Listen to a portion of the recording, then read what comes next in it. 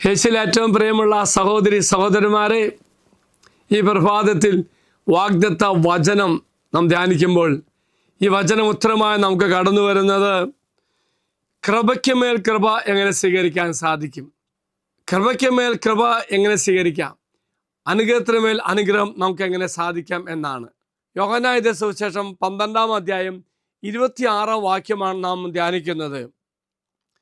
എന്നെ അനുഗമിക്കാൻ ആഗ്രഹിക്കുന്നവൻ എന്നെ അനുഗമിക്കട്ടെ, അപ്പോൾ ഞാൻ ആയിരിക്കുന്നിടത്ത് എൻ്റെ ശുശ്രൂഷകനായിരിക്കും, എന്നെ ശുശ്രൂഷിക്കുന്നതിന് പിതാവ് ബഹുമാനിക്കും. 3 കാര്യമാണ് പ്രിയമുള്ളവരെ.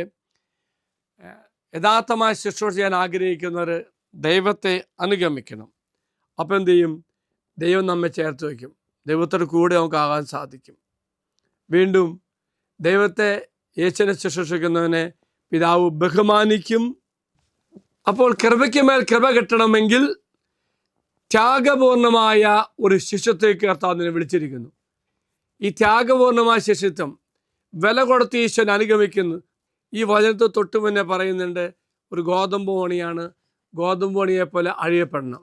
എങ്കിൽ പ്രിയമുള്ള സഹോദരി സഹോദരന്മാരെ, പരിപൂർണ സമർപ്പണത്തിലൂടെ ക്രിസ്തുവിൻ്റെ പഠനത്തെ അനുസരിച്ചുകൊണ്ട് അവനോടൊപ്പമുള്ള ജീവിതമാണ് ത്യാഗപൂർണമായ ജീവിതം. ഞാൻ വ്യയം ചെയ്യപ്പെടണം, ഇല്ലാതാകണം. കൃപയ്ക്ക് മേൽ കൃപ കിട്ടും, അനുഗ്രഹത്തിന് മേൽ നിനക്ക് അനുഗ്രഹം കിട്ടും.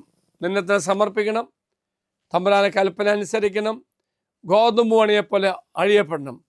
യേശുവിൻ്റെ ശിഷ്യയായി മാറാൻ നമുക്ക് സാധിക്കും. എങ്കിൽ പ്രിയമുള്ളവരെ, ത്യാഗപൂർണമായ ജീവിതത്തിലൂടെ കൃപയ്ക്ക് മേൽ കൃപ കിട്ടാൻ, അനുഗ്രഹത്തെ മേൽ അനുഗ്രഹം കിട്ടാൻ നമുക്കിന്ന് പ്രാർത്ഥിക്കാം.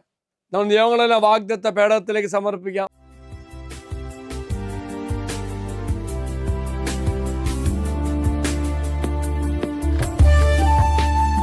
ഇത് നിങ്ങൾ സമർപ്പിച്ച നിങ്ങളുടെ എല്ലാ നിയോഗങ്ങളും അൾത്താരയിലേക്ക് അച്ഛൻ സമർപ്പിക്കുന്നു. ത്യാഗപൂർണമായ ജീവിതത്തിലൂടെ, പരിത്യാഗ ജീവിതത്തിലൂടെ, കൽപ്പന പാലിക്കുന്നവരുടെ കർത്താവ് നിന്നെ അനുകരിക്കാൻ പോകുന്നു. അച്ഛൻ നിങ്ങൾക്ക് ഈശ്വരാശ്വാസം തരാം. നമ്മുടെ കർത്താവായ ഈശോമിശിഹായുടെ കൃപയും പിതാവായ ദൈവത്തിൻ്റെ സ്നേഹവും പരിശുദ്ധാത്മാവിൻ്റെ സഹവാസം കൂടെ ഉണ്ടായിരിക്കട്ടെ, ഇപ്പോഴും എപ്പോഴും എന്നേക്കും. ആമേൻ. Praise the Lord.